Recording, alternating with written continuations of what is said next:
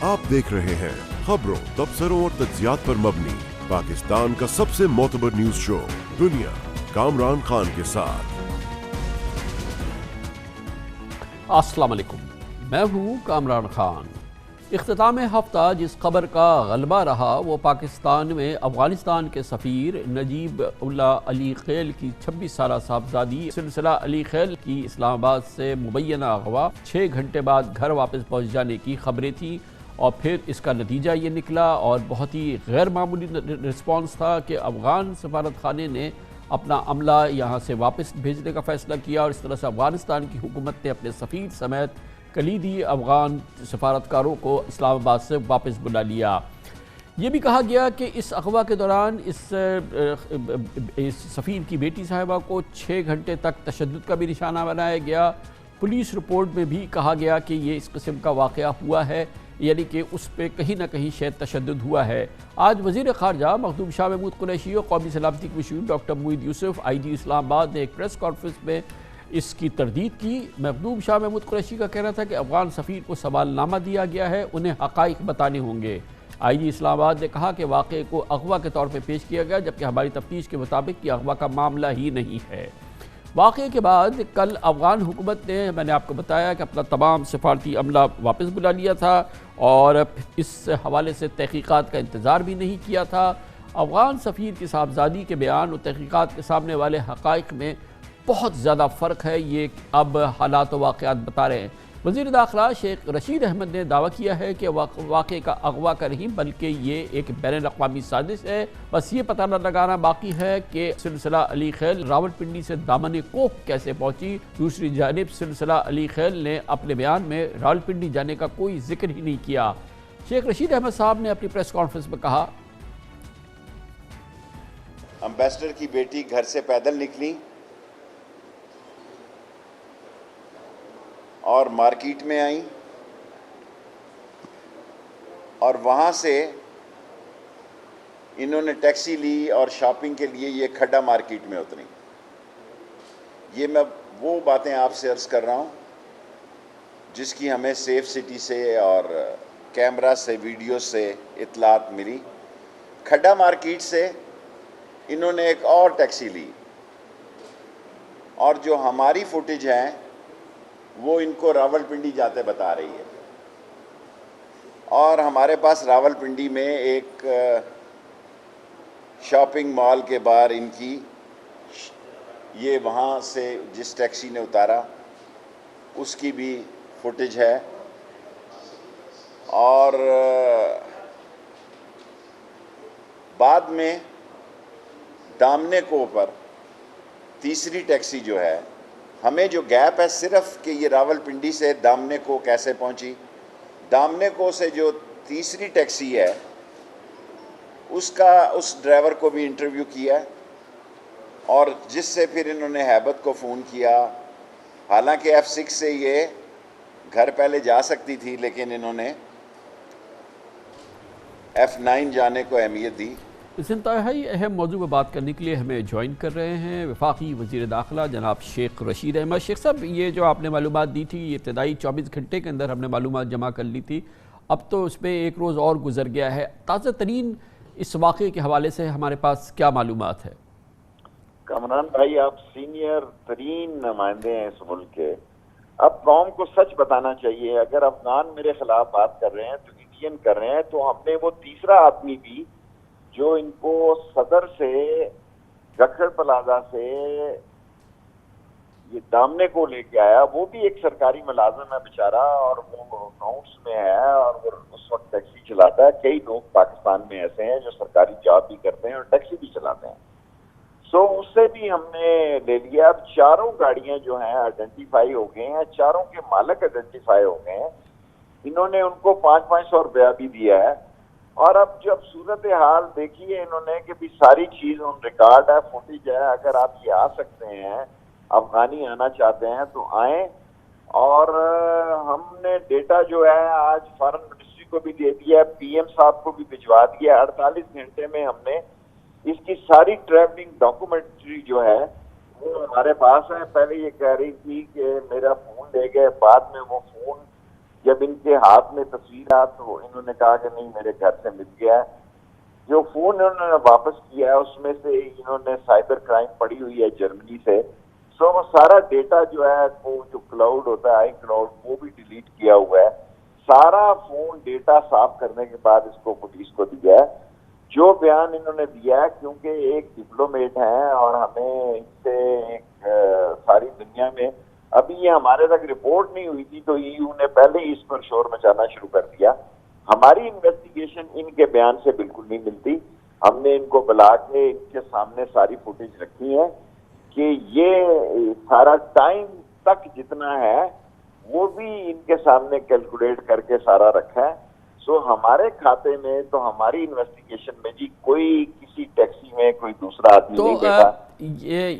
یہ کچھ ایک قسم مسنگ لنک تھا کہ یہ راولپنڈی سے دامن کوہ کیسے پہنچی, وہ لنک ابھی بھی مسنگ ہے شیخ صاحب؟ نہیں, وہ بھی پکڑ لیا ہم نے. وہ یہ راولپنڈی اسلام آباد میں اکاؤنٹ برانچ میں بندہ کام کرتا ہے, ٹیکسی چلاتا ہے اور کسی کی ٹیکسی چلاتا ہے, غریب آدمی ہے. وہ لنک بھی مل گیا ہے. پہلے وہ نہیں تھا, ہم نے راولپنڈی میں بڑا ٹائم لگا کے ساری فوٹیج نکالی. وہ لنک مل گیا, وہ بندہ بھی مل گیا, وہ گاڑی کا مالک بھی مل گیا. اب کوئی لنک ایسا نہیں. چاروں کی چاروں ٹیکسیاں جو ہیں ہماری فوٹیج پر بھی ہیں, ہمارے پاس بھی ہیں اور ان کے ڈرائیور بھی ہماری انویسٹیگیشن میں. تو یہ دامن کوہ میں کہاں جا کے اتری, وہاں پہ انہوں نے وہاں کا وقت صرف کیا جب پھر اس کے بعد وہ ٹیکسی لیں اور پھر اپنے گھر آئیں؟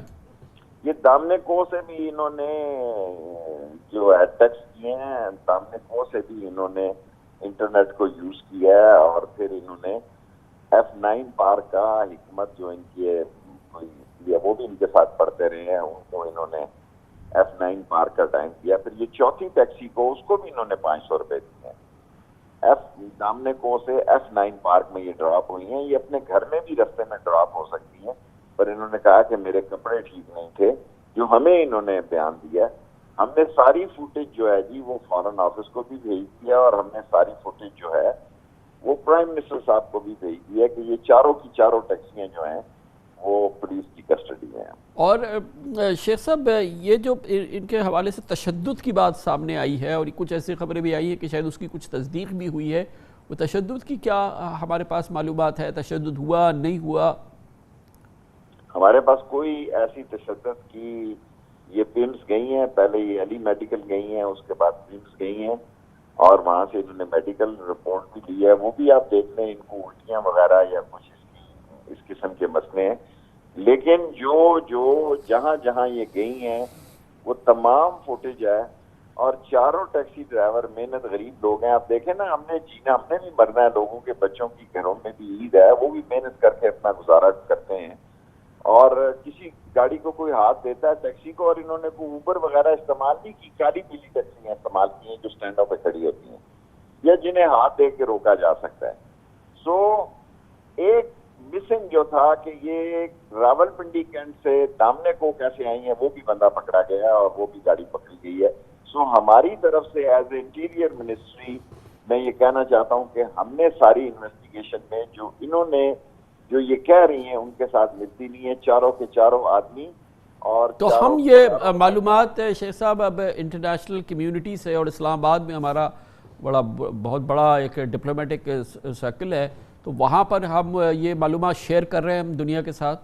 جی ہاں, یہ فارن آفس کا کام ہے, کامران بھائی ان کو دے دیا, وہ عید کے بعد شیئر کر رہے ہیں کیونکہ جو ہمارا کام تھا وہ ہم نے کر دیا. یہ فارن آفس کا کام ہے کہ ان کو روکتے ہیں, وہ رکتے ہیں یا نہیں رکتے ہیں, یہ فارن آفس بہتر اس پہ بیان دے سکتا ہے. صرف یہ ہے کہ کل تک ہمیں ایک گیپ مسنگ تھا, اس لیے انڈیا میں اور دنیا میں اور افغانستان میں میرے خلاف خاص طور پر بڑی باتیں کی گئی. وہ گیپ بھی فل ہو گیا. جس کو جی چاہے, اگر ابھی ہم فارن آفس کو ہم نے کہا کہ آپ اس کو بہتر ہینڈل کریں, ڈپلومیٹس کو بلائیں عید کے بعد اور یہ ساری ٹائمنگ بتائیں, سارا ان کو فوٹیج بتائیں, یہ ساری فوٹیج ہے. اس میں تو کوئی ایسی بات دکھائی نہیں دے رہی, لیکن انویسٹیگیشن ان کی خواہش کے مطابق پھر بھی ہم جاری رکھے ہوئے ہیں. بڑی نوازش, بہت بہت شکریہ. وفاقی وزیر داخلہ جناب شیخ رشید احمد اس حوالے سے انتہائی اہم تازہ ترین معلومات ہم سے شیئر کر رہے تھے. کمرشل بریک, اس کے بعد آج عازمین حج نے ادائیگی کی ہے، حج ادا ہوا ہے۔ ایک بار پھر افسوس سے سارے دنیا کے مسلمانوں نے دیکھا کہ کرونا ماحول کا سونا سونا سا حج، سماجی فاصلوں کے ساتھ حج، گو کہ گزشتہ سال کے مقابلے میں جب 10,000 حاجیوں نے حج کیا تھا، اس دفعہ 60,000 حاجی تھے، مگر یقیناً نہ وہ شان تھی، نہ وہ شوکت تھی، نہ وہ جاہ تھا، وہ جلال تھا۔ بہرحال حج بہرحال ادا ہوا ہے، اور اس تمام ماحول کی ہم آپ کے سامنے تصویر کشی کریں گے، اس کے بارے میں آپ کو بتائیں گے چھوٹے سے وقفے کے بعد۔ سعودی عرب میں عازمین حج کی سعادت حاصل کر رہے ہیں۔ آج حج کا سب سے اہم رکن وقوف عرفہ ادا ہو گیا۔ میدان عرفات میں مسلمان ویسے ہی اللہ تعالیٰ سے بخشش کی دعائیں کرتے ہیں، بڑی شدت سے دعائیں کرتے ہیں، مگر موجودہ ماحول میں جہاں دوسرا حج بھی ایک سونا سونا سا حج تھا، مسلمانوں نے رو رو کے اللہ تعالیٰ سے بخشش کی دعائیں مانگی اور ساری دنیا نے اسے اپنی ٹیلی ویژن اسکرین پہ دیکھا۔ کرونا وائرس کے خطرے کے پیش نظر اس سال ایک بار پھر سعودی عرب میں مقیم صرف 60,000 افراد کو حج کی اجازت تھی۔ حج کا وہ جشن، حج کی وہ بہار جو کہ اس کا امتیاز رہا ہے، دوسری سال بھی اس انداز سے دیکھنے میں نہیں آیا۔ آج جن عازمین نے حج ادا کیا ہے وہ وہی حاجی ہیں جن کا تعلق سعودی عرب سے ہے، اور جنہوں نے اس مخصوص ماحول میں بچاؤ کے لیے کرونا کی دونوں ویکسین لگوا لی تھی، دونوں ڈوزز انہوں نے لگائی تھی۔ ان خوش نصیبوں کا انتخاب تقریباً 5.5 لاکھ درخواستوں میں سے کیا گیا تھا۔ صرف 18 سے 65 برس کے افراد کو ہی حج کی اجازت دی گئی تھی۔ پچھلے سال کرونا کی وجہ سے عازمین حج کی تعداد 10,000 کے قریب تھی گزشتہ سال جو حج ہوا تھا، جبکہ کرونا سے پہلے ہر سال تقریباً 30-35 لاکھ افراد حج کی سعادت حاصل کرتے تھے۔ چند برس قبل تک کسی خاتون کو محرم کے بغیر حج کی اجازت نہیں تھی، لیکن سعودی حکومت نے اس سال یہ شرط ختم کر دی تھی، اور اس طرح سے پہلی بار حالیہ تاریخ میں ہم نے وہ حج دیکھا جس میں خواتین بغیر محرم کے شریک ہوئی تھی۔ پچھلے سال کی طرح اس سال بھی سعودی حکومت کی جانب سے کرونا کے پیش نظر اس حج کے لیے سماجی فاصلے کے خصوصی انتظامات کیے گئے تھے۔ سماجی فاصلے کے ساتھ یہ دوسرا حج تھا جو ادا کیا گیا ہے۔ میدان عرفات میں حجاج کسی بھی مقام پر قیام کر سکتے ہیں، تاہم کرونا وبا کی پیش نظر سعودی انتظامیہ نے حجاج کے لیے خصوصی خیمے نصب کرائے تھے، جہاں سماجی فاصلے یعنی سوشل ڈسٹنسنگ کی مکمل پابندی کا اہتمام تھا۔ میدان عرفات میں مسجد نمرہ کو سینیٹائز کیا گیا تھا اور نئے قالین بچھائے گئے تھے۔ نمازیوں کے درمیان سوشل ڈسٹنسنگ کو یقینی بنانے کے لیے علامتیں بھی لگائی گئی تھیں۔ اس سال مسجد نمرہ سے حج کا خطبہ مسجد الحرام کے خطیب اور امام شیخ بندر بن عبدالعزیز نے دیا۔ انہوں نے اپنے خطبے میں کہا کہ نبی کریم صلی اللہ علیہ وسلم نے فرمایا، اگر تم کسی وبا کا سنو تو اس علاقے میں نہ جاؤ۔ انہوں نے کہا کہ اچھائی کا معاملہ کرنے والوں کو اللہ پسند کرتا ہے۔ دوسرا حج غیر معمولی صورتحال میں کرونا کے ماحول میں سماجی فاصلوں کے ساتھ حج، جس میں 60,000 مسلمانوں نے شرکت کی، اس سے پہلے 10,000 مسلمانوں نے گزشتہ سال شرکت کی تھی۔ وہ موقع جب 30-35 لاکھ مسلمان اس میں شریک ہوتے ہیں۔ اس منظر پہ، اس ماحول پہ بات کرنے کے لیے جدہ جائیں گے، جہاں پر ممتاز سینئر صحافی شاہد نعیم ہمارے ساتھ موجود ہیں۔ بہت بہت شکریہ شاہد نعیم صاحب۔ آپ بتائیے گا کہ دوسرا سال ہے یہ حج کا، کرونا کا ماحول ہے، ظاہر ہے کہ جب حج ہوتا ہے تو پورے سعودی عرب پہ اس کی رونق نظر آتی ہے، اس کے اثرات نظر آتے ہیں۔ آپ لوگ جدہ میں رہتے ہیں جو کہ ظاہر ہے کہ سب سے زیادہ مصروف ہوتا ہے اس پورے ماحول میں، وہاں پہ لوگوں کی کیا فیلنگ ہے؟ آپ کتنا بڑا فرق دیکھ رہے ہیں اس سال گزشتہ سال اور اس سے پہلے والے سالوں کے درمیان؟ بہت شکریہ کامل صاحب۔ اس سال جو حج تھا بالکل مختلف ماحول میں ہوا ہے، اور اس سے پہلے جو گزشتہ سال حج تھا وہ 10,000 کا تھا۔ اس میں 10,000 کی تعداد میں وہ حجاج شامل تھے، ان عازمین کو شامل کیا گیا تھا جو پینڈیمک کورونا کے لیے کام کر رہے تھے، ڈاکٹرز ہیں، پیرامیڈیکل میں اسٹاف تھے ان کے، اس قسم کے اہم لوگوں کو موقع دیا گیا تھا۔ ایک تجرباتی طور پہ یہ میں سمجھتا ہوں یہ کیا گیا تھا، جب وہ کامیاب ہو گیا تو سال بھر انہوں نے عمرہ بھی جاری رکھا، ایک سسٹم کے تحت جو سسٹم بنایا تھا اس میں اجازت نامہ حاصل کیا جاتا ہے، اس کے تحت جایا تھا۔ اسی سسٹم کے ذریعے اس دفعہ حج کے اجازت نامے کے لیے اپلائی کیا تھا لوگوں نے، اور تقریباً 5 لاکھ سے زیادہ لوگوں نے اپلائی کیا تھا، جس میں سے چناؤ ان حجاج کا، ان عازمین کا ہوا، ان حجاج کا ہوا जिन्होंने कभी हज पहले नहीं किया था, और दोनों कोरोना वैक्सीन लगवाए थे उन्होंने। तो ये कोरोना के माहौल में ये मैं समझता हूँ कि बहुत ही महफूज हज हुआ है। और जबकि आमतौर पे जो 35 लाख या 40 लाख हज आते थे, उसमें मुख्तलिफ ममालिक से कोई ना कोई वायरस भी आया करता था, उसमें लोग परेशान भी होते थे। वो चलिए एक अलग माहौल था, लेकिन इस माहौल में भी इस किस्म का 60,000 को इजाज़त देना मैं समझता हूँ बहुत बड़ी बात है, और लोगों ने इसको अप्रिशिएट किया है। न सिर्फ लोगों ने, यहाँ के मकामी लोगों ने, बैरून मुल्क से जो सरबराह ममलिकत तो थे, उन्होंने भी इस चीज़ को बहुत शाहिद साहब ये अप्रिशिएट किया। बताइएगा कि क्या यही काफ़ी था कि दोनों वैक्सीन लगाई भी हों डोजेस, या इस इन अरकान के दरमियान भी, हज के दौरान भी फ्रीक्वेंट टेस्ट वगैरह होते रहे, या वो उसका भी कोई निज़ाम काम कर रहा था?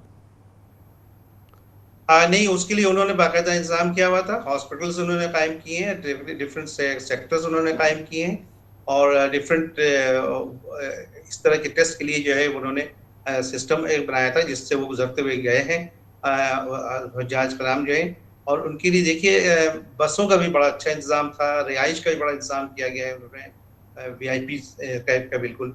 और इस साल हमारे सफ़ीर पाकिस्तान भी हज कर रहे हैं, बिलाल अकबर साहब, कौंसल जनरल खालिद मजीद भी हज कर रहे हैं। इसी तरह से और भी डिप्लोमेट्स कुछ गए हैं वहाँ पर हज करने। लेकिन इस दफ़ा जो पैकेज रखा गया था इस तरह का था कि आम आदमी का जाना बहुत मुश्किल था। मैं समझता हूँ कि वो VIP हज ही हम इसको कहेंगे, क्योंकि इसमें 12,000 से लेकर 18,000 तक के अंदर जो है वो पैकेज रखा गया था, जिसमें तमाम चीज़ें, हर तरह की सहूलतें दी गई हैं। सोशल डिस्टेंस को भी मुकद्दम रखा गया है, लेकिन साथ में ये कोरोना वैक्सीन की जो बात आपने की है, ये दोनों वैक्सीन लगाना ज़रूरी था, उसके बाद ही इजाज़तनामा जारी किया गया, उसके बगैर नहीं किया गया। हाँ, इस दौरान अगर शाहिद नईम साहब ये बताइएगा कि क्या कैफियत है ओवरऑल सऊदी अरब में? ये तो हज के इंतज़ामात थे, क्या इस वक्त मजमूई क्या पाबंदियाँ किस हद तक हैं, और रोज़मर्रा की चीज़ें और दूसरी समाजी तकरीबात, दूसरे मामलात कैसे चल रहे हैं सऊदी अरब में इस कोरोना के दौरान? देखिए, एक तो ये कि बहुत कंट्रोल किया है वैक्सीनेशन की वजह से, और उसको लोगों ने फॉलो भी किया है, मुल्की और गैर मुल्की दोनों ने। और जो सऊदी हज़रात थे उन्होंने भी फॉलो किया, उसको जो नहीं जाना चाहते थे लोग ऐसी जगह वैक्सीन लगवाने, वो भी जाने लगे अब। तो हर कोई अकामा जिसका है वो भी, अकामा एक्सपायर हो गया वो भी, यानी गैर कानूनी लोग भी जो मुकीम है उनको भी सहूलतें दी गई। किसी तो किस्म के गवर्नमेंट इज्तिमात की गवर्नमेंट इजाज़त ये है, बहुत बड़ा यानी कि जहाँ पर के लोग फ्रीली मिलते हो या कुछ हो, बड़े इज्तिमात की कहीं इजाज़त है? देखिए, जहाँ पर जिस तरह से सुपर स्टोर्स हैं, उसमें जाने के लिए ज़रूरी है कि उनके पास जो तवक्कलना एक एप्लीकेशन है, उसमें उनकी इम्यूनेशन हुई हो, यानी दोनों वैक्सीनेशन उनकी लगी हुई हो। एक तो ये। दूसरी चीज़ ये कि अगर कहीं पर वो समाजी प्रोग्राम पे जा रहे हैं, किसी सोशल एक्टिविटीज़ में जा रहे हैं, तो उनको मॉनिटर किया जा रहा है बाकायदा, उनको देखा जा रहा है कि उसमें जो तादाद बताई गई है 20 से ज़्यादा नहीं होनी चाहिए, तो उससे ज़्यादा नहीं होनी चाहिए। 20 यानी एक लिमिटेड तादाद उन्होंने दिया है, जिसके मुताबिक जो है वो उसको फॉलो कर रहे हैं, उसमें जा रहे हैं। अगर कहीं होता है ऐसा तो उसमें छापा मारा जाता है, उसको गिरफ्तार किया जाता है। जिसने तकरीब मुनक़िद की उस पर भी जुर्माना, और जो तकरीब में शामिल हुआ उस पर भी जुर्माना, और कैद अलग है। और अगर गैर मुल्की है तो उसको फिर डिपोर्टेशन के भी एक ही सज़ा भी। गोया बहुत सख्ती है, किसी भी इज्तिमा में जो SOPs हैं उनकी वायलेशन किसी सूरत से अलाउ नहीं है, और इज्तिमात भी बहुत मुख्तसर रहते हैं। बिल्कुल नहीं, ये यहाँ बिल्कुल माहौल मुख्तलिफ है। पाकिस्तान, इंडिया वगैरह से, तमाम जगहों से मैं ये समझता हूँ कि बहुत अप्रिशिएट करना चाहिए हमें कि यहाँ पर जिस तरह से कंट्रोल किया, अगर ये सख्ती ना हो तो कंट्रोल भी नहीं हो सकता। और दूसरी बात ये कि कोरोना के फैलाव भी उसी तरह से होगा जिस तरह से दूसरी ममालिक में हो रहा है। बहुत बहुत शुक्रिया शाहिद नईम हमारे साथ जद्दा से मौजूद थे। कमर्शियल ब्रेक, इस दौरान न्यूज़ हेडलाइंस देखें, उसके बाद हम अपने प्रोग्राम के बाकी हिस्से के साथ वापस आते हैं। गुज़िश्ता चंद हफ्तों में मुल्क में दहशतगर्दी की नई लहर ने नया संगीन रुख इख्तियार किया है। लगता है कि पसपाई के बाद भागते हुए दहशतगर्द CPEC के तहत पाक चीन मफादात और सिक्योरिटी फोर्सेस पर नाकाम हमले कर रहे हैं। पिछले हफ्ते मंगल, बुध और जुमेरात को मुसलसल 3 दिन दहशतगर्द हमलों में जानों का नजराना दे के पाक फौज के जवानों ने मुल्क व कौम को बड़े नुकसानात से बचाया।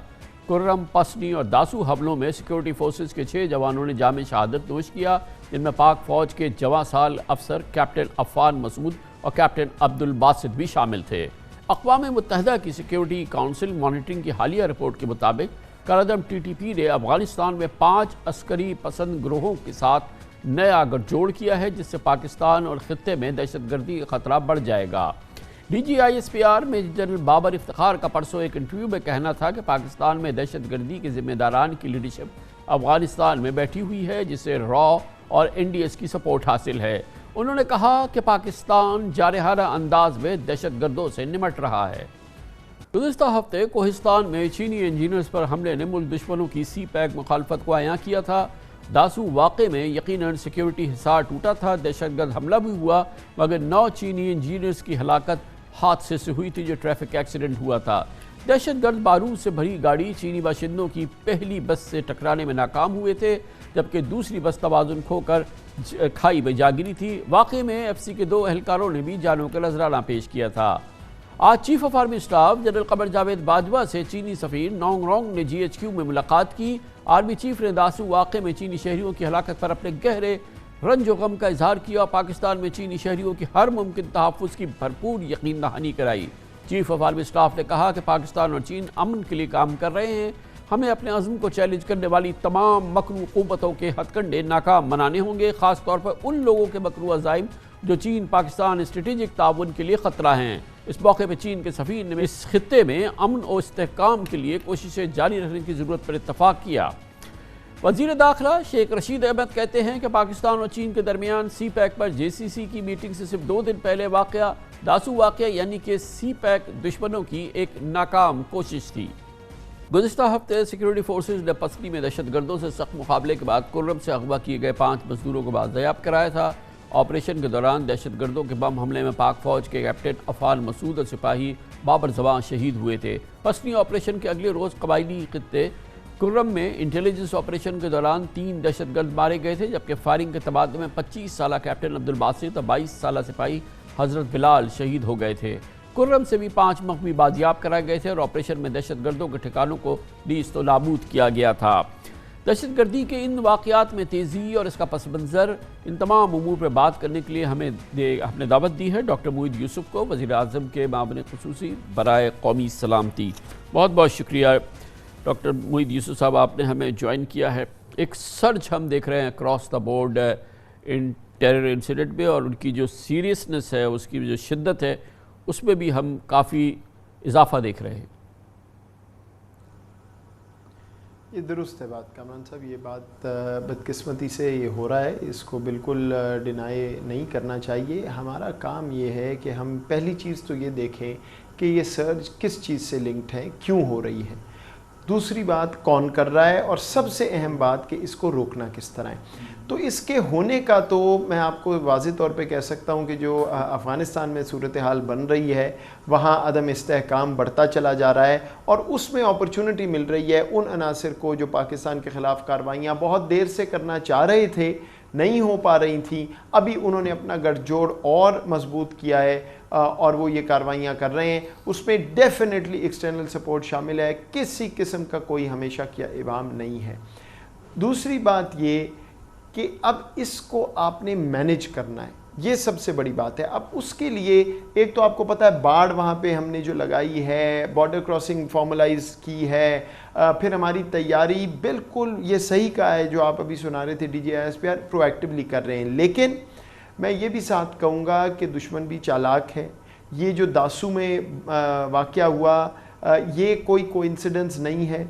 CPEC बहुत से आप समझ सकते हैं कौन से खित्ते के ऐसे एक्टर हैं जिनको CPEC बहुत नापसंद है, जो नज़र आ रहा है उनको कि पाकिस्तान जो है उसकी तरक्की बहुत तेज़ होना शुरू हो जाएगी CPEC से। तो ये मामलात हमारे सामने बिल्कुल हैं, इस पे बहुत सा काम हो रहा है, कोऑर्डिनेशन मैकेनिज़्म भी बना है, और तमाम हम मिल के अब इदारे जो हैं इस पे काम कर रहे हैं। साथ साथ हमें ये भी इंश्योर करना है कि सिर्फ एक दहशतगर्दी के जो वाक़यात हैं वो तो हैं, ऐसा ना हो کہ ہمارے اندر بیٹھے ہوئے عناصر جو یہ کوشش کر کے ناکام ہو چکے، ان کی کمر ٹوٹ چکی، کہیں وہ دوبارہ نہ کھڑے ہوں. تو اس میں صرف دہشت گرد تنظیمیں نہیں، لیکن جو ان کا سپورٹ سٹرکچر ہے وہ بھی اسی طرح ہماری نظر میں ہے، اور اس کو ختم کرنا بھی اتنا ہی ضروری ہے جتنا پہلے کیا ہوا تھا. اب وہ دوبارہ اپنا سر نہ ابھارے، یہ ہماری ترجیح ہے. تو کیا فیڈ بیک کیا ہے؟ جیسے جیسے افغانستان میں کنٹرول گھٹ رہا ہے، حکومت کی اتھارٹی شرنک ہو رہی ہے، سکڑ رہی ہے، طالبان کا اثر و نفوذ وہاں پہ بڑھ رہا ہے، تو کیا ہم سمجھیں کہ جو افغان سرزمین ہمارے خلاف استعمال ہوتی تھی، جو گروہ استعمال کرتے تھے، ان کے لیے عرصہ حیات تنگ ہو رہا ہے یا ابھی اس کے آثار نہیں ہے؟ اور ہماری کیا توقع ہے کہ کل جب افغانستان میں طالبان کا انفلوئنس بہت زیادہ بڑھے گا تو کیا ہم پازیٹیولی سمجھ سکتے ہیں کہ ان گروہوں کا وہاں پہ عرصہ حیات بالکل ہی تنگ ہو جائے گا، ان کے لیے سروائیول مشکل ہو جائے گا؟ یہ ہمارا قیاس درست ہے کیا؟ نہیں کامران صاحب، دیکھیے 3 باتیں کہوں گا. پہلے ابھی تو ان کو اور سپیس مل رہی ہے. کیوں؟ کیونکہ وہاں ایک بالکل عدم استحکام کی شکل ہے. پہلے کچھ ایریاز جو کنٹرول میں بھی تھے کسی کے، وہ بھی چلے گئے، وہ بھی کنٹیسٹ ہونا شروع ہو گئے. امریکن وہاں سے چلا گیا. جو ایریاز نظر آتا تھا حکومت کنٹرول، وہ بھی ختم طالبان کے پاس. ہر جگہ پہ اب ایک بالکل انسرٹنٹی ہے. اسی انسرٹنٹی میں یہ عناصر اپنا رستہ نکال رہے ہیں اور اپنی کوششیں انہوں نے بڑھائی ہوئی ہیں جو وہ پہلے نہیں کر رہے تھے. تو ابھی تو معاملہ دوسری طرف جا رہا ہے. جہاں تک بات یہ ہے کہ اگر طالبان کا سرسوخ بڑھے گا تو کیا ہوگا، دیکھیے پاکستان کا جو ہمارا کنسرن ہے وہ اتنا زیادہ یہ نہیں کہ کس کا سرسوخ بڑھ رہا ہے یا کم ہو رہا ہے. ہمارا کنسرن ہے پروٹریکٹڈ کانفلکٹ سے. اگر یہ لڑائی جھگڑا چلتا رہے گا، اگر یہ ملٹری سلوشن کی طرف بات جائے گی دونوں طرف سے، یا کم از کم خانہ جنگی ہو جائے گی جب لڑائی چلتی رہے گی، اس انسٹیبلٹی میں دہشت گرد فائدہ اٹھائے گا، ہندوستان فائدہ اٹھائے گا، اور ایکٹرز فائدہ اٹھائیں گے اور پاکستان کو نقصان پہنچانے کی کوشش کرتے رہیں گے. تو ہمارا گول پولیٹیکل سیٹلمنٹ افغانستان میں کیوں ہے؟ وہ اسی لیے ہے کہ یہ جنگ بندی ہو، معاملہ جو ہے وہ سیاسی حل کی طرف جائے تاکہ عدم استحکام کم ہو اور پھر وہ بھی اپنی ٹیریٹری مینیج کر سکیں اور ہمارے پہ بھی پریشر کم ہو جائے. اگر یہاں خدا نہ خواستہ کو ریفیوجیز والا معاملہ بنتا ہے انفلکس، تو وہ ایک اور سیکیورٹی کا خطرہ بنے گا. تیسری سب سے اہم بات میں یہ کرنا چاہتا ہوں آپ کے ناظرین کے لیے کہ دیکھیے یہ واقعات بڑے ہیں، بالکل بڑے ہیں. اتنے شہداء ہمارے پچھلے مہینے ڈیڑھ میں آپ گنوا رہے ہیں، یہ بات درست ہے، لیکن یہ کوئی نہ سوچے کہ خدا نہ خواستہ کہیں یہ دوبارہ دہشت گردی کی لہر اور معاملہ بالکل جیسے پہلے تھا. کیونکہ اب ہماری ٹریننگ، ہماری تیاری، ہماری انٹیلیجنس، ہماری فزیکل انفراسٹرکچر، اس کا کوئی مقابلہ نہیں ہے پہلے سے. تو انشاءاللہ ایسا وقت نہیں آئے گا. لیکن یہ تھوڑی سی اپٹیک جو آئی ہے بالکل آئی ہے، اس پہ اسی لیے پرو ایکٹیولی کام ہو رہا ہے کہ یہ معاملہ اس سے آگے نہ جائے. جتنا افغانستان میں حالات بہتر ہوں گے، سیاسی مفاہمت جتنی جلدی ہوگی، اتنا پریشر ہم پہ کم ہوگا پاکستان میں. کیا سبق سیکھ رہے ہیں ہم؟ کیونکہ ہماری اس وقت معاشی بیک بون ہے کہ سی پیک کا سروائیول، اور اس معاشی بیک بون پہ حملے ہو رہے ہیں اور بہت سنگین حملے ہوئے ہیں. کوئٹہ کا حملہ ہوا یا داسو کا حملہ ہوا اور دوسرے حملے ہوئے، اور ظاہر ہے کہ اس کے اثرات ہوتے ہیں. داسو ڈیم کے حملے کے بعد یہ خبریں ہیں کہ چینی اسٹاف وہاں سے ایویکویٹ کیا گیا ہے، کرنا پڑا ہے، اور وہ تھوڑا سا اس پہ کام میں رکاوٹ بھی آئی ہے. اور اس سے پہلے کوئٹہ کا بھی حملہ ہے. تو اس سے ہم نے کیا سبق سیکھا؟ کیونکہ اس کے اثرات اور اس کے کانسیکوینسز تو ہو رہے ہیں. چائنا میں کنسرن بھی بڑھتی ہے، یقیناً پاکستان اور چائنا مل کے اس کا مقابلہ کر رہے ہیں، لیکن دشمن کی جو ایکشن ہے اس کو جو نتائج چاہیے وہ کہیں نہ کہیں اس کو مل بھی رہے ہیں. ٹھیک ہے، یہ بالکل آپ کی بات درست ہے، اور ہمیں یہ بھی بالکل آنکھیں کھول کے یہ بات دیکھنی ہے اور یہ بات تسلیم کرنی ہے کہ کوشش جاری رہے گی سی پیک، اور یہ کیونکہ یہ خطرہ ہیں ان لوگوں کے لیے جو پاکستان کو ترقی کرتا دیکھنا نہیں چاہتے. لیکن یہ میں آپ کو بالکل بتاؤں، اور میں شکر گزار ہوں چین کا کہ انہوں نے دوبارہ سے پاکستان کے ساتھ مل کے ان کی ٹیم آئی، اکٹھے ہم کام کر رہے ہیں. انہوں نے سیٹسفیکشن کا اظہار کیا، اور کام بالکل رکاوٹ تو آنی تھی اگر ایسا واقعہ ہوا، لیکن ایسا نہیں ہے کہ چین نے کام یہاں سے جا رہے ہیں، کام وہاں پہ ہو رہا ہے. اور ہم جو سیکیورٹی کے اور ان کی ریکوائرمنٹس ہیں وہ بھی پوری ہوں گی. اس سے زیادہ امپورٹنٹ ہمارے لیے کوئی تعلق نہیں. اور کیوں چین کو ٹارگٹ کیا جا رہا ہے؟ تاکہ اس ریلیشن شپ میں درار آئے. لیکن چین کو بھی یہ بات معلوم ہے اور اس لیے وہ بالکل ہمارے ساتھ کھڑے ہیں اس دفعہ بھی, اور ہم بھی جو کچھ کرنا چاہیے, جو کچھ ضرورت ہے وہ ہوگا. اس میں بہرحال دشمن کوشش کر رہا ہے, یہ آپ کی بات درست ہے, اس میں کوئی شک نہیں. تو ابھی ہمیں سب سے پہلے تو داسو ڈیم کو اسی انداز سے, اسی وگر سے دوبارہ میوچولی دونوں ملکوں بائیلیٹرلی جو ہے اس کو آگے بڑھانا ہے. جے سی سی ہماری ڈیفر ہو گئی, اس کو پھر کیونکہ اس کے اپنے بہت امپورٹنٹ وہ میٹنگ ہے, اس کے پھر فیوچر سی پیک کے اثرات ہیں. پھر افغانستان کے حوالے سے ہمارے چین کے ساتھ تعلقات ہیں, بہت ہی کروشل فیس میں ہیں ہمارے پاک چین تعلقات. آپ ٹھیک کہہ رہے ہیں, اور یہ کروشل فیز رہے گا نہ صرف پاکستان چین, لیکن اگلے 6-8 ماہ ہمیں بڑا ویجیلنس سے کام لینا ہے. دشمن اپنے لیے راستہ ڈھونڈ رہا ہے, اس نے یہ دکھا بھی دیا ہے. چین سے میں اتنا کنسرن نہیں ہوں, الحمدللہ تعلق اتنا مضبوط ہے. یہ ایک بہت بڑی ٹریجڈی ہوئی ہے, ہم یہ مانتے ہیں, ہم نے ان سے بات بھی کی ہے. جیسے میں نے کہا وہ سیٹسفائیڈ بھی ہیں, بالکل ٹرانسپیرنٹلی انویسٹیگیشن بھی ہوگی, کیونکہ دشمن ایک ہے. ظاہری بات ہے, کیونکہ جو دشمن ان کو ٹارگٹ کر رہا ہے وہی ہمیں ٹارگٹ کر رہا ہے. ایک دشمن ہے تو یہ تو مل کے کام ہوگا. لیکن میں آپ کو یہ ضرور کہوں گا کہ کوئی ایسی بات نہیں ہے چائنا سے جس سے لگے کہ کوئی تعلق میں مسئلہ ہے. اٹس ویری انفارچونیٹ انسیڈنٹ, اور پاکستان جو کچھ کرے گا کرنا ہے وہ ہم کریں گے, اور چائنا ہمارے ساتھ کھڑا ہے. لیکن اگین میں یہ بات کر رہا ہوں کہ ویجیلنس بڑھانی ہے, بٹ اس طرح کا کوئی انشاءاللہ کوئی امکان کو خطرہ نہیں ہے کہ کوئی خدا نہ خواستہ معاملہ کوئی لہر ہے دہشت گردی کی. ایسا بالکل نہیں ہے. Pakistan remain safe. یہ انسیڈنٹس ہوئے ہیں اور ان کو انشاءاللہ مینیج کریں گے. مجھے سب سے زیادہ امپورٹنٹ چیز یہ ہے کہ افغانستان میں کسی طرح سے کیسے امن ہوتا ہے. آج جس وقت آپ سے بات ہو رہی ہے, دوحہ ٹاکس کا ایک فیز ہوا ہے. ظالم خلیل زاد جو ہیں وہ اسلام آباد آئے ہیں اور بڑی انٹینس ایکٹیویٹی ہو رہی ہے. Global powers, U S, you کے, ساری لوگ چاہ رہے ہیں کہ کچھ نہ کچھ اس کا. کیا آپ ہمیں اس پہ اپڈیٹس دے سکتے ہیں؟ لیٹسٹ کیا ہوا ہے دوحہ میں اور آئندہ چند روز میں کیا ہونے والا ہے؟ دیکھیے, آج ظالم خلیل زاد صاحب آئے تھے, وزیر اعظم صاحب سے بھی ملے ہیں, ان کی ملاقات آرمی چیف سے بھی ہوئی ہے. دوحہ میں بالکل بات ہو رہی ہے, ہم خیر مقدم کرتے ہیں. کوئی کوشش جو انٹرا افغان ڈائیلاگ کے لیے ہو رہی ہے جس میں افغان مل بیٹھ کے اپنا فیصلہ کریں, وہ بالکل ٹھیک ہے. اور کوشش یہی ہے, اور پاکستان کی بھی یہی خواہش اور کوشش ہے کہ آپس میں بیٹھ کے وہ فیصلہ کریں. میرا خیال ہے ابھی وہاں تک بات نہیں پہنچی.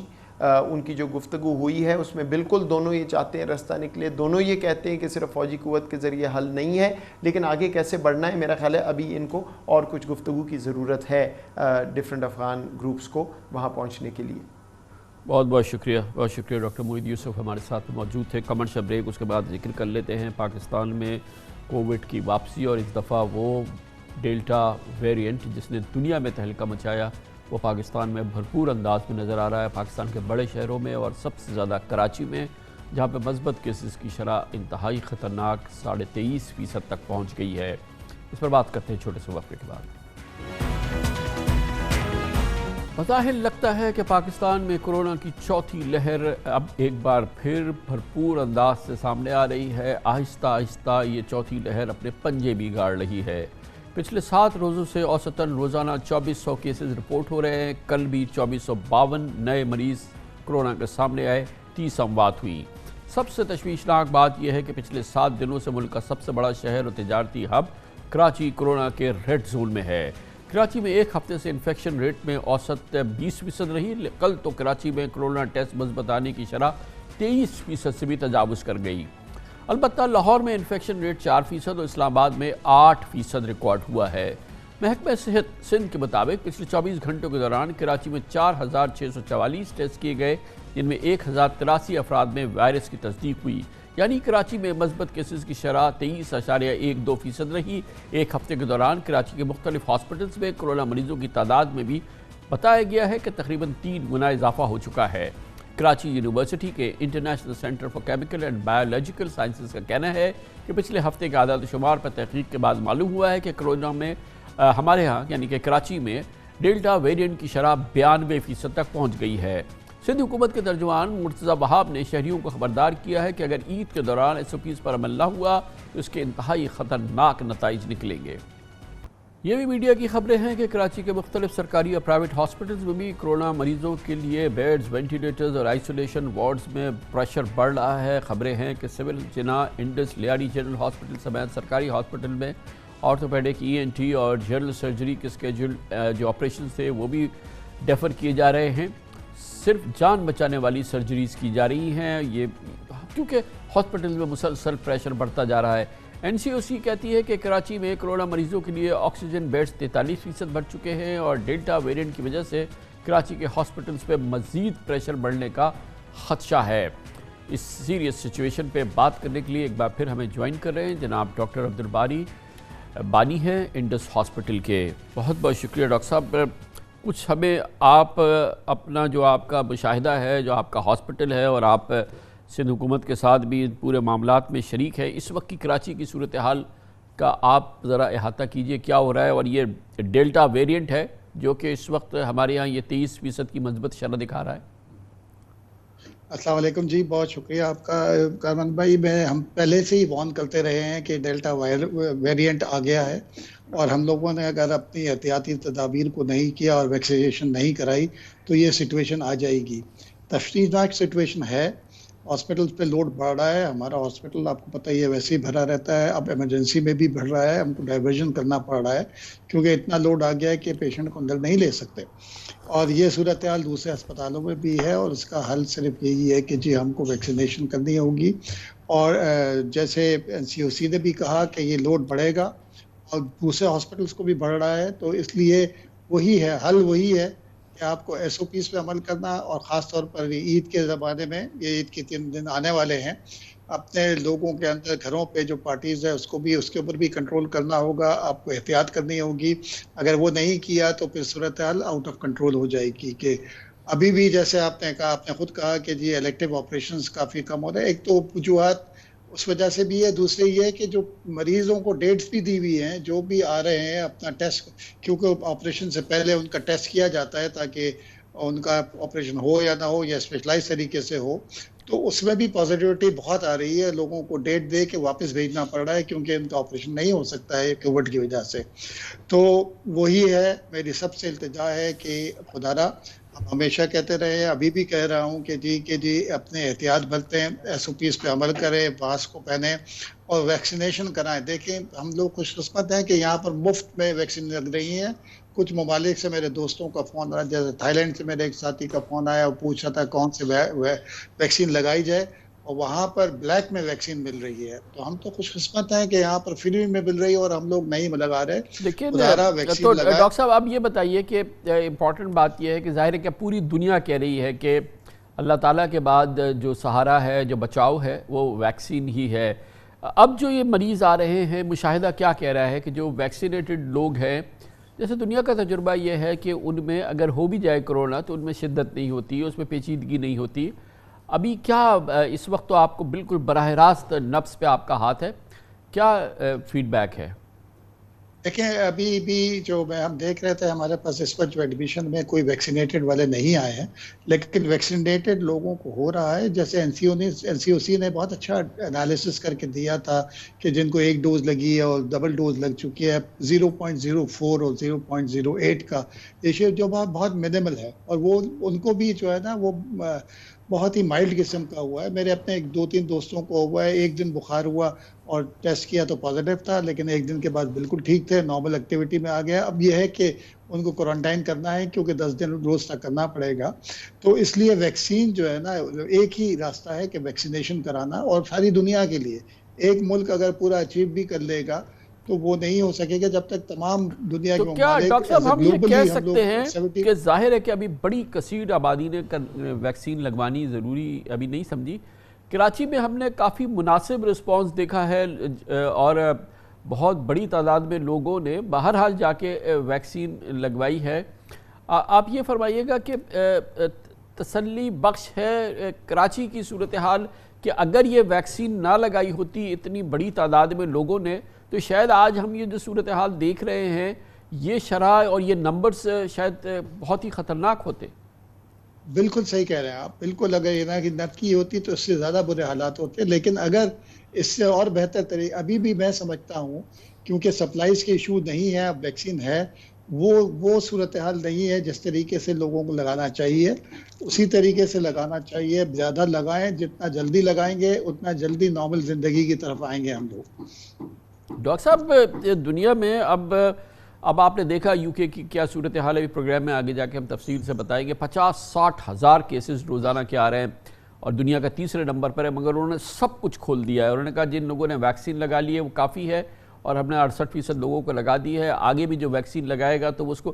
کیا ہم پاکستان میں کیا یہ پیشکش کر سکتے ہیں کہ ہم وہ تمام کاروبار کھول دیں جن پہ پابندیاں ہیں, مگر صرف یہ پابندی لگا دیں کہ جو ویکسین جس نے لگوائی ہے وہ اس میں داخل ہو سکتا ہے یا اس عمل میں شریک ہو سکتا ہے؟ تو یہ ایک بڑا اسٹرانگ انسینٹیو ہوگی اور شاید اس سے لوگ آئیں گے. کچھ اس قسم کی چیزیں ذہن میں ہیں. حکومت سندھ نے کچھ چیزیں کی ہیں, کچھ وفاق نے کی, مگر اس طرح سے بھی ہم اثر نہیں دیکھ رہے ہیں اس کا.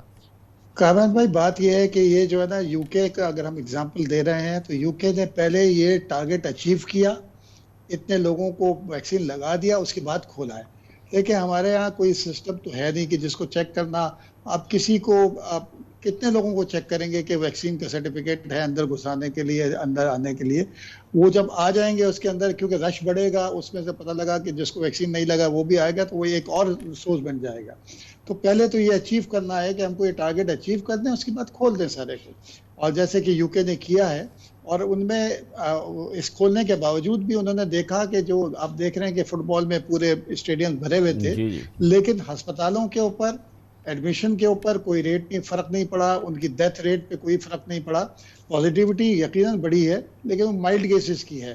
تو وہ پہلے ٹارگٹ اچیو کرنا ہوگا. کیا کیفیت ہے ڈاکٹر صاحب, یہ فرمائیے گا کہ اس وقت جو ہمارے سیریس کرٹیکل پیشنٹس یا سیریس پیشنٹس کی یہ نمبرز تو بڑے ہیں, لیکن وہ ان نمبرز کا کیا حال ہے؟ اموات ہم نے دیکھی ہے کہ الحمدللہ اس لحاظ سے شاید نہیں بڑی جس لحاظ سے امراض بڑے ہیں یا مریض بڑے ہیں, معاف کیجیے گا. جی بالکل صحیح ہے, لیکن وہ ابھی جو کرٹیکل ہے نا, بہت سارے پیشنٹس کرٹیکل ہیں, تو یہ آئندہ دنوں میں آپ دیکھیں گے یہ بڑھنا شروع ہوں گے, کیونکہ یہ جو آئی سی یوز کے اندر ہے ڈیفینیٹلی اب لرننگ بہت ہو چکی ہے میڈیکل فریٹرنیٹی کی بھی, جس کے اندر جو ہے نا پہلے جو 80% لوگ آئی سی یو سے بچ کے نہیں آتے تھے, اب وہ صورتحال 25-30% پہ چلی گئی ہے کہ جو کہ بچتے نہیں ہیں, تو وہ سروائیول بھی بڑھا ہے. ڈیفینیٹلی ٹریٹمنٹ کا آپشن بہتر ہوا ہے اور وہ بھی کم ہوا ہے, لیکن یہ ہے کہ ابھی تھوڑا سا ہمت کر لیں ہم لوگ, اپنے ایس او پیز پہ عمل کر لیں اور ویکسینیشن کی ڈرائیو کو فاسٹ کر لیں, لوگ لگانا شروع کر دیں, تو ہم جلد از جلد نارمل زندگی کی طرف آنا شروع ہو جائیں گے انشاءاللہ. انشاءاللہ خاص طور پہ عید الاضحیٰ کی یہ چھٹیوں کا سیزن ہے, اس میں اگر احتیاط کر لی تو ہم پار کر جائیں گے, مگر اگر اس میں احتیاط نہیں کی تو ہمارے لیے آفت کھڑی ہے, کیونکہ یہ ڈیلٹا ویریئنٹ ہے اور یہ بہت ہی تیزی سے پھیلتا ہے. کمر سے بریک, اس کے بعد ہم ذکر کریں گے وہ منظر جو کرونا دنیا نے کبھی نہیں دیکھا. اس انداز سے جو اس وقت برطانیہ میں ہم دیکھ رہے ہیں, وہاں روزانہ کے 50-55 ہزار 60 ہزار کیسز آ رہے ہیں, دنیا میں تیسرے نمبر پر ہے, مگر کرونا سے آزادی کا اعلان کر دیا ہے برطانوی حکومت نے. اور اس کے بعد ایک ایسا سما ہے جو اس سے پہلے کبھی نہیں دیکھا, لوگ بارز میں بھر گئے ہیں, کلبز میں چلے گئے ہیں, ماسک لگانے پہ پابندی ختم ہو گئی ہے, پاکستان انگلینڈ کے میچز ہو رہے ہیں, اسٹیڈیم بھرے ہوئے ہیں, ومبلڈن میں اسٹیڈیم بھرے ہوئے ہیں, ایسا لگتا ہے کہ کرونا کبھی آیا ہی نہیں تھا. یہ تمام مناظر اور یہ برطانیہ کی کیفیت آپ سے شیئر کرتے ہیں چھوٹے سے وقفے کے بعد. جب سے کرونا نے پوری دنیا کو دبوچا ہے, اس وقت سے لے کے اب تک جو مثال آج کل برطانیہ پیش کر رہا ہے, ایسی مثال اس انداز سے اس سے پہلے دیکھنے میں نہیں آ رہی. ایک جانب اس ملک میں کرونا مریضوں کی تعداد میں مسلسل بھرپور اضافہ ہو رہا ہے, دوسری جانب برطانیہ نے یوم کرونا سے آزادی شروع کر دی ہے اور کرونا سے آزادی کا ایک زمانہ شروع کر دیا ہے. برطانیہ میں ایک جانب کرونا پابندیاں اٹھا کر پوری دنیا کو ششدر کیا ہے, مگر اس وقت کیا ہے جب مثبت کیسز کی ہفتہ وار شرح کے اعتبار سے برطانیہ یورپ میں پہلے نمبر پر اور دنیا میں اس وقت دوسرے نمبر پر آ چکا ہے. کل 48,000 سے زائد کرونا کیسز برطانیہ میں رپورٹ ہوئے. برطانیہ میں ہی پچھلے 2 ہفتوں کے دوران کرونا کیسز میں 44% اضافہ ہوا. اس ہفتے 3,13,000 کیسز سامنے آئے روزانہ 45,000 کے لگ بھگ کیسز رپورٹ ہو رہے ہیں، لیکن اس کے باوجود کیا کیا برطانوی حکومت نے؟ برطانوی حکومت نے فیصلہ کیا اور برطانوی حکومت اور عوام نے کورونا کے خوف کو خدا حافظ کہنے کا فیصلہ کیا ہے۔ کل رات سے برطانیہ میں کورونا کی تمام پابندیاں اٹھا لی گئیں۔ آج سے برطانیہ میں کورونا پابندیاں ختم ہونے پر سینما، تھیٹر، انڈور ڈائننگ اور تقریبات میں 100% مہمان بلانے کی اجازت دے دی گئی ہے۔ ایس او پیز کو الوداع کہہ دیا گیا۔ کل رات بڑی تعداد میں لوگوں نے، پورے برطانیہ نے بلکہ یوم آزادی کورونا منایا۔ لوگ خوشی کے مارے سڑکوں پر نکل آئے، آتش بازی کے مظاہرے ہوئے۔ لندن کی سڑکوں پر جشن کا سما نظر آیا۔ نائٹ کلبز اور پبز اور بارز کی رونقیں لوٹ آئی۔ وہ سما تھا جو کورونا کی دنیا نے کبھی نہیں دیکھا۔ برطانیہ کے کورونا سے آزادی کا دن اور آزادی کا جشن کا اعلان برطانوی حکومت کی جانب سے اس کے وزیر اعظم بورس جانسن نے کیا۔ بورس جانسن کو ڈیلٹا ویریئنٹ کا خوف ضرور ہے، لیکن وہ اپنے ویکسینیشن پروگرام کے حوالے سے بہت پر اعتماد اور مطمئن نظر آتے ہیں۔ کل کورونا پابندیاں اٹھانے کے ساتھ ہی انہوں نے عوام سے محتاط رہنے کی بار بار درخواست کی، اور آپ کو یہ بتا دیں ہم کہ اس وقت برطانیہ کے وزیر صحت کورونا پازیٹو ہو چکے ہیں۔ وزیر اعظم بورس جانسن اور وزیر خزانہ اس وقت آئسولیشن میں ہیں، کیونکہ وہ وزیر خزانہ کیونکہ وہ وزیر صحت سے وہ ملتے رہے تھے، وہ اس وقت آئسولیشن میں ہیں۔ مگر بہرحال برطانیہ سے کورونا کی آزادی کے پلان پر، ان کے اعلان پر اس کا کوئی اثر نہیں ہے۔ حالیہ دنوں میں برطانیہ میں 1 ماہ تک یورو فٹ بال کپ کے دھوم دھام سے میچز ہو چکے ہیں۔ 51 میچز کے دوران اسٹیڈیم کھچا کھچ بھرے رہے۔ پچھلے ہفتے تک ومبلڈن ٹینس ٹورنامنٹ چلتا رہا۔ ان دنوں پاکستان اور انگلینڈ کی کرکٹ سیریز جاری ہے، جن میں ہر میچ میں ہزاروں شائقین کندھے سے کندھا ملا کر میچ دیکھ رہے ہیں۔ برطانیہ میں اس غیر معمولی سما پر، اس غیر معمولی حالات پر بات کرنے کے لیے لندن جائیں گے، جہاں پر ہمارے بیورو چیف اظہر جاوید موجود ہیں۔ بہت بہت شکریہ اظہر جاوید صاحب۔ آپ بتائیے گا، یہ عجب ماحول ہے، یہاں 45 ہزار پازیٹیو کیسز ڈیلی آ رہے ہیں، اور کل جو ہے لوگ سڑکوں پہ نکل آئے، بارز پبز بھر گئے۔ کیا صورتحال ہے اور یہ مکس کیسے کو ایگزسٹ کر رہا ہے؟ جی کامران صاحب بہت شکریہ۔ کامران صاحب، یہاں برطانیہ میں جو 4 ڈیولپڈ نیشنز ہیں، ان میں England, northern Ireland, Scotland اور ویلز، یہ چاروں اپنے صحت کے معاملات ڈفرینٹ دیکھتی ہیں۔ انگلینڈ کے جو معاملات ہیں وہ برطانوی وزیر اعظم بورس جانسن کے ڈائریکٹ ہیں، اور انگلینڈ میں یہ دن ہے 19 جولائی کو تقریباً تمام ریسٹرکشنز ختم کر دی گئی ہیں، باقیوں میں کچھ ہے۔ آج کا جو ہم سما دیکھتے ہیں کہ برطانوی یہ جو انگلینڈ کے عوام ہیں، انہوں نے ایک نئی زندگی سٹارٹ کی ہے۔ مارچ میں جو لاک ڈاؤن شروع ہوا تھا، اس کی وجہ سے یہاں پر جو ریسٹرکشنز تھی، ان میں سے آخری ریسٹرکشن بھی سوشل ڈسٹینس اور دوسرے جو اجتماع کی پابندی ہے، وہ بھی آج سے ختم ہو چکی ہے۔ صرف جو پبلک ٹرانسپورٹ ہے لندن کی، اس پر ماسک لینا وہ لازمی قرار دیا گیا۔ اس کے علاوہ ہاسپٹلز میں بھی ماسک کی پابندی ہوگی۔ لیکن ایک بہت بڑا سٹیپ ہے اس وقت، جو ہم الفرڈ لین جو ایسٹ لندن کی ایک بہت بڑی کاروباری مرکز ہے پاکستانی نژاد لوگوں کا، یہاں پر بھی آپ دیکھیں تو یہاں پر بھی لوگ جو ہیں بغیر ماسک کے دکانوں میں آ جا رہے ہیں۔ تو جو ایک خوف تھا، بیسیکلی جو مینٹل سٹریس تھا، وہ آج ختم ہوا ہے۔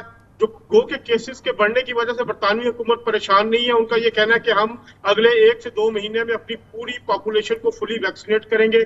برطانوی حکومت کا یہ بھی کہنا ہے کہ 100 سے 200 کے قریب اموات ہو سکتی ہیں اگلے 2 سے 3 مہینے میں ڈیلی۔ لیکن ان کا یہ کہنا ہے کہ کاروبار کو کھولنا لازمی ہے، کاروبار کو کھولا جا رہا ہے۔ اس کے علاوہ تیسری ویو کا جو ایک ہائٹ ہے، اس کی بھی توقع کی جا رہی ہے۔ پچھلے دنوں میں خود بھی پاکستان اور انگلینڈ کے جو میچز ہیں ان کو کوریج کے لیے گراؤنڈ میں موجود تھا۔ گراؤنڈ میں 25 ہزار تماشائی ایک دوسرے سے جڑ کے بیٹھے ہوئے تھے، بغیر کسی ماسک کے بیٹھے ہوئے تھے، کوئی خوف نہیں تھا۔ لیکن اس کے لیے شرط یہ تھی یہاں فلی ویکسینیٹڈ ہو۔ تو اظہر جاوید صاحب یہ بتائیے گا کہ کیا ہوتا ہے، کیونکہ جیسے کہ 45,000 40,000 روزانہ کیسز آ رہے ہیں، تو ایک عام آدمی جس کو کورونا اب ہو جاتا ہے، اس میں شاید اس طرح کا وہ خوف نہیں ہے جیسے پہلے ہوتا تھا۔ ایک مرض کے طور پہ اس کو ڈیل کیا جا رہا ہے، کچھ عرصے کے لیے وہ آئسولیٹ کر لیتا ہے اپنے آپ کو۔ کیا ہوتا ہے، مطلب اب کورونا کسی کو ہو جائے تو یہ کوئی غیر معمولی بات نہیں ہے، کیا ہے؟ بالکل اور اس کی جو ویکسینیٹڈ لوگوں میں اس کی جو سویئرنیس ہے، جو بیماری کے بہت ہی مائلڈ اثرات ہوتے ہیں، یہاں پہ جو ریسرچ بھی آئی ہے اس میں بھی یہی کہا جا رہا ہے کہ یہ لائک فلو کی طرح جو سمٹمز ہیں اس میں ہوتے ہیں، 2-4-5 دن کے بعد یہ خود بخود ٹھیک ہو رہا ہے. لیکن اصل جو چیز تھی، جو خوف تھا، وہ لوگوں کے ذہن سے دور ہوا ہے. اور یہ بھی کہا جا رہا ہے کہ یہ جو کاز آف ڈیتھ ہے جو کووڈ کا، وہ 10ویں نمبر سے بھی نیچے ہے. اس سے زیادہ بیماریوں سے دوسری بیماریوں سے لوگ مر رہے ہیں. تو یہ جو اس کے علاوہ جو ٹیسٹنگ ہے یہاں پر، وہ گزشتہ سال کی نسبت اس وقت 3 گنا زیادہ ہے. اس کی وجہ سے بھی جو ٹیسٹ یہ پازیٹیو کیسز آ رہے ہیں 50,000 کے قریب، یہ بھی ایک بڑی وجہ ہے کہ ٹیسٹنگ پہ بہت زیادہ توجہ دی جا رہی ہے. یہ بتائیے گا کہ پھر سب سے بڑی تبدیلی یعنی کہ اب پچھلے چند دنوں میں جو دیکھنے میں آ رہی ہے، جو کہ بہت سٹرائکنگ ہے پورے انگلینڈ کے لحاظ سے، وہ کیا ہے؟ پبس کا دوبارہ پورا آباد ہو جانا، نائٹ کلبس کا ہو جانا، یا کیا ہے وہ منظر جو اس سے پہلے چند مہینوں پہلے تک ہم تصور نہیں کر سکتے تھے؟ میں اپنی کامران صاحب بات کرتا ہوں. میں تو کسی دکان میں جانے سے پہلے بھی سوچا تھا، لیکن میں نے 5 میچز دیکھے ہیں پاکستان اور انگلینڈ کے، اور 5 میں ہزاروں لوگوں کے ساتھ میں گلا ملا ہوں، ہزاروں لوگوں کے ساتھ میں بیٹھا ہوں، میچ دیکھا پورا میرے ذہن میں. اور اسی طرح جو میرے ساتھ دوسرے لوگ تھے ان سے بھی بات ہوئی جو یہاں کے لوکل پاپولیشن ہے، جو پاکستانی تھے، تو انہوں نے اس خوف کو اتار کے پھینک دیا. جو میں نے آبزرو کیا لوگوں میں جو خوف تھا کورونا کا کہ ایک دوسرے کو ہاتھ نہیں لگانا، قریب نہیں کھڑے ہونا، تو ایک طرح آپ یہ کہہ سکتے ہیں کہ برطانوی عوام اس خوف سے آزاد ہوئی ہے. ہزاروں لوگ اس میچ میں کونے سے آئے تھے. اگر ایک میچ ناٹنگھم میں تھا تو اس میں مانچسٹر سے بھی لوگ آ رہے تھے، لندن سے بھی آ رہے تھے، برمنگھم میں سے بھی آ رہے تھے. لوگ اب گل مل رہے ہیں. اور ابھی تک جو سچویشن ہم دیکھ رہے ہیں کہ جو ٹیسٹ پائلٹ پروگرام چلائے گئے، وہ ابھی تک ان کا کوئی اتنا برا رزلٹ نہیں آیا. تو ایک خوف کی کیفیت کورونا سے برطانوی عوام اس سے نجات پا رہی ہے. بہت شکریہ، بہت شکریہ. بہت ہی دلچسپ خبر ہے، بہت ہی خوش آئند خبر ہے، مگر یہ ان لوگوں کے لیے، ان ممالک کے لیے ہے جو کہ ویکسین لگوا رہے ہیں. ویکسین لگوا لیں، جتنی بھی زیادہ ویکسین لگائیں گے، برطانیہ جیسی صورتحال کہ ہم قریب سے قریب تر ہوتے چلے جائیں گے. اور کیونکہ یہ عید کا سماں ہے، عید کی آمد ہے، اس دوران اگر آپ نے ویکسین نہیں لگائی ہے تو بہت ہی زیادہ احتیاط کریں. اور پھر جیسے ہی عید کی چھٹیاں ختم ہو تو اپنے ہوتے سوتوں کو سب کو ویکسین لگوا دیں. یہی ذریعہ ہے کورونا سے بچاؤ کا اور کورونا کے سامنے رکاوٹ کا. اس کے ساتھ ہی ہمارے آج کا پروگرام کا اختتام ہوتا ہے. عید کی پیشگی مبارکباد. عید کی چند دن کی تعطیل رہے گی. جمعہ کو انشاءاللہ ہم اپنے پروگرام کے ساتھ دوبارہ حاضر ہوں گے. ایک بار پھر عید کی تہہ دل سے آپ کو مبارک. کامران خان کو اجازت. اللہ حافظ و ناصر.